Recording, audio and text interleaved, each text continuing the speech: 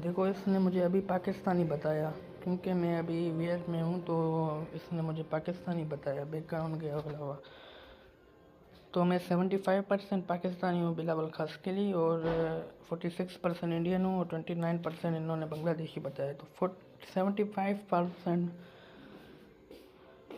मुझे इन्होंने पाकिस्तानी बताया है, तो ये अच्छी बात है, मैं हूँ ही पाकिस्तानी। इन्होंने बताया कि your facial structure and your features are very common amount individuals from Pakistani. इन्होंने बताया कि तुम्हारा जो फेशियल स्ट्रक्चर है, तुम्हारा जो फेस है एंड तुम्हारे जो फीचर्स हैं वो वेरी कॉमन है अमाउंट पाकिस्तानी। सही है।